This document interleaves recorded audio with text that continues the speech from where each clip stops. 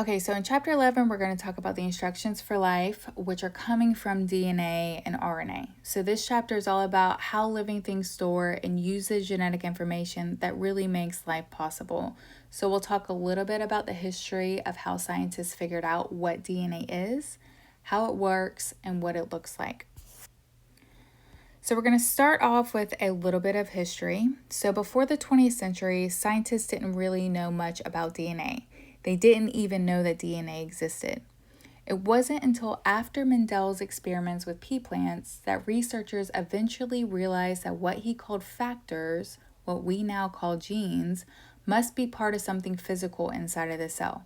So over time, they figured out that these genes were located on chromosomes, but they weren't sure what on the chromosome was actually carrying the genetic information. Was it the protein or was it DNA? So most scientists at the time actually assumed that proteins carry the information because they're much more complex and varied. DNA with only 4 bases just seemed too simple. But there came a turning point. So there is a series of experiments that actually used viruses that infect bacteria. So viruses that infect bacteria are what are called bacteriophages, and they inject their genetic material into bacteria like E. coli, and they take over that host cell to make several more copies of themselves. So this set the stage for a critical experiment by Alfred Hershey and Martha Chase in the early 1950s. They wanted to settle the debate. Is it DNA or is it a protein that carries the genetic message? So what they did was they tagged the DNA of the virus with radioactive phosphorus.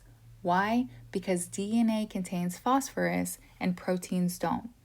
And then they tagged the protein coat with radioactive sulfur. Why? Because proteins have sulfur and DNA does not.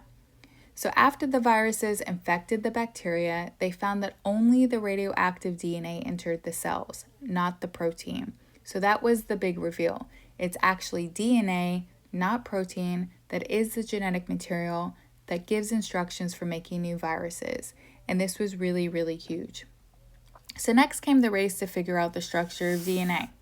So scientists already knew that DNA was made up of units called nucleotides, and each nucleotide has 3 main parts, and that's going to be a phosphorus, shown to you here, a 5-carbon sugar, which is also referred to as a pentose sugar, and 1 of 4 nitrogenous bases. So C could represent 1 of 4 different things. It could either be an adenine, thymine, guanine, or cytosine. And the first letter of each one of these bases determines how we represent it. So adenine is represented as a capital A, thymine a capital T, guanine a capital G, and cytosine a capital C. So this is just showing you what the structure of the 4 potential nitrogenous bases look like for DNA. Uracil is also a nitrogenous base. It's only found in RNA, and it's going to replace thymine that we previously see in DNA.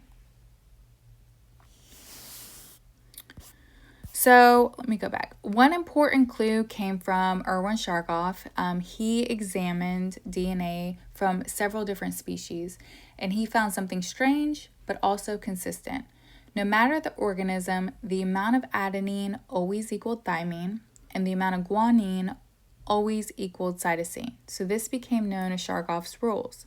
These base pair ratios really hinted that A must base pair with T and G must base pair with C, and this would become key to understanding DNA structure.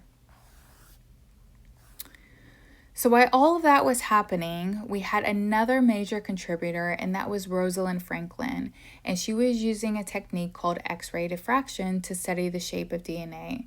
And her famous photo 51, which is shown to you circled here, showed that DNA had a repeating spiral structure.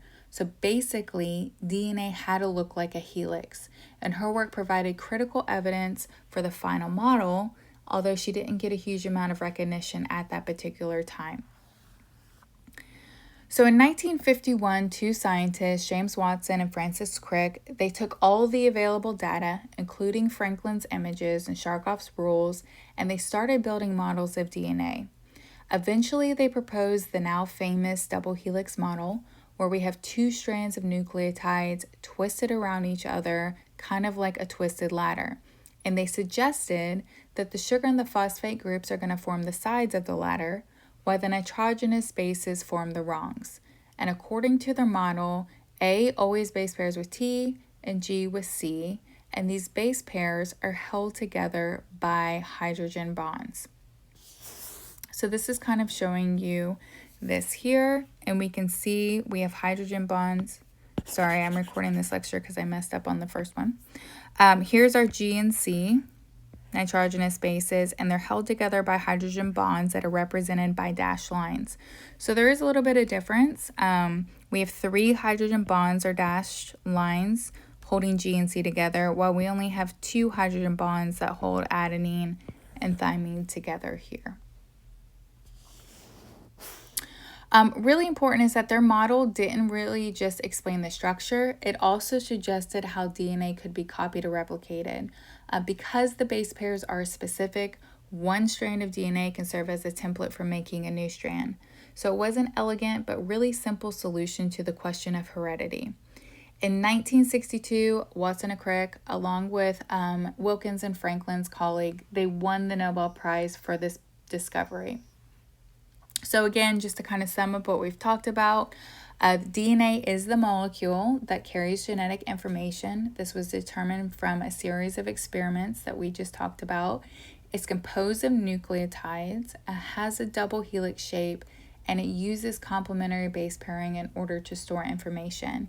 And this structure is going to give an explanation to how DNA can be copied, and we're going to talk about that next.